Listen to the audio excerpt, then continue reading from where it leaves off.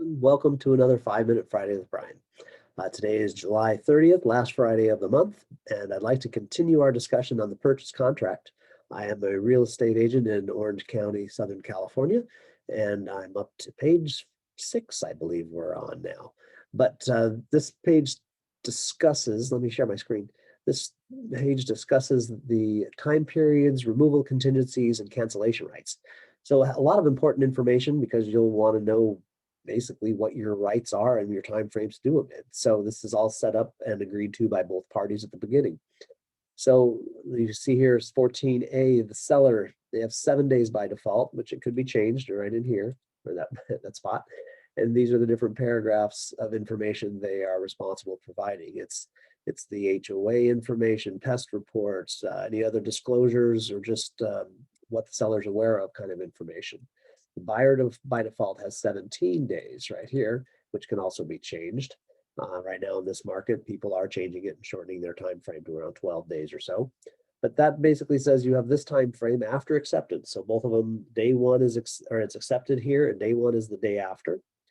So complete all your investigations, review your reports and all the things the seller provides you, and then you need to come back if you're going to make or request any repairs or information from the seller. You do so in this time period also. But it's right here. And again, the seller has no obligation to respond to your request. They don't have to. You're buying it in its present condition.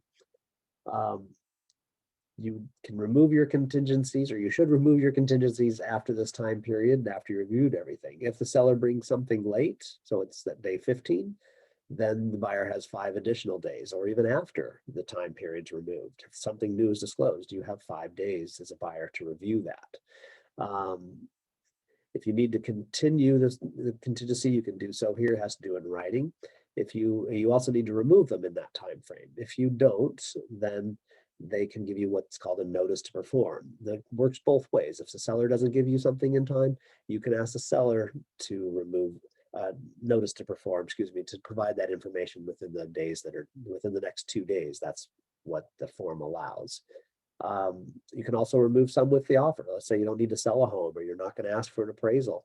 Then you can remove those with the offer to make your offer look more strong. Here's the notice to perform that I mentioned. So 2 days after delivery, again, delivered today, day one is tomorrow. What happens when you remove your contingencies? Well, basically you're saying as the buyer that you accept the home in its condition, whether the sellers agreed to make repairs or answer any questions for you or not. But if you don't remove it, they can give you that notice to perform. Closing escrow. Let's say something happens and the buyer delays the holding, their funds aren't there or something. The other party, and it can be both ways, but the other party can then give a demand to close, which means if you don't close it, I can go after court damages and things like that, but you have to do it to take it through the court. The deposits, if you don't close, what happens to your deposits? Well, escrow holds on to them until someone releases them or says to release them. So both parties have to sign agreeing to release the funds mutually.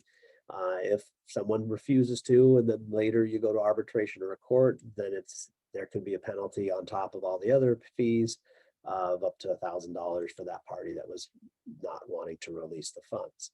So a very important page, something you should go over closely with your realtor so you understand it.